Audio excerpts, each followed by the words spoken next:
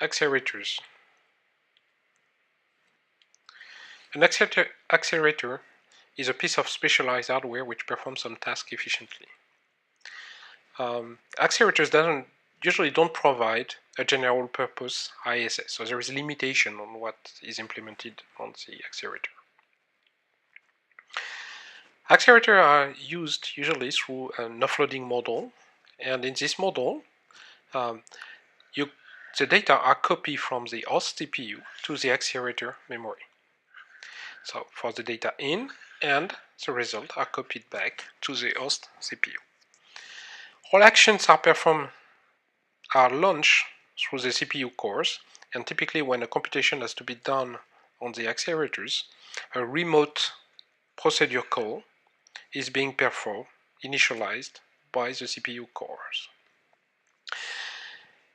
The connection between the CPU core and the accelerators is usually through a bus called, and the most popular one presently is the PCI Express bus. The remote procedure call is divided in 5 steps.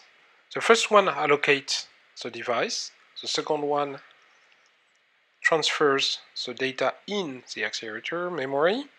Then you execute the kernels. That's the procedure execution.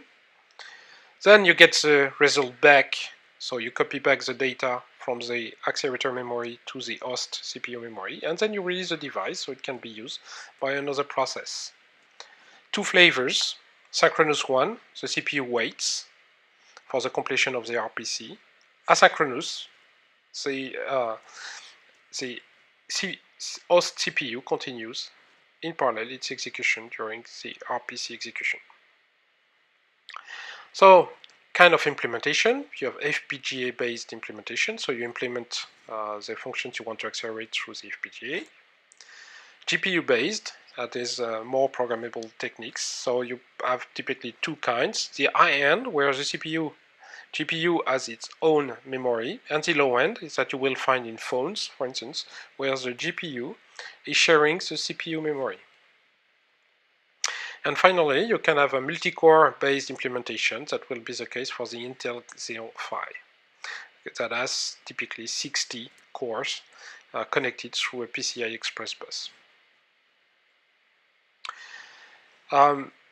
Accelerators, as we said before, are specialized hardware, so they are not good for everything, but this is some example where they have been successfully used. So linear algebra, so that would be matrix multiply or solving some systems, signal processing, bioinformatics, molecular dynamics, magnetic resonance imaging, tomography, reverse time migration, electrostatic, etc. Usually, these applications have been successful because they contain dense compute-intensive part in the data, so you can afford the data copying between the host memory and the GPU memory or the accelerator memory. And usually the compute-intensive part of this application is massively parallel, so you can actually keep the cores of the accelerators busy. Some questions. Why is an accelerator fast?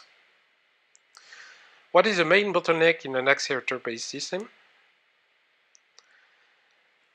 When can an accelerator be energy efficient, assuming it does consume as much energy as the CPU when it's running? What are the main languages to program an accelerator?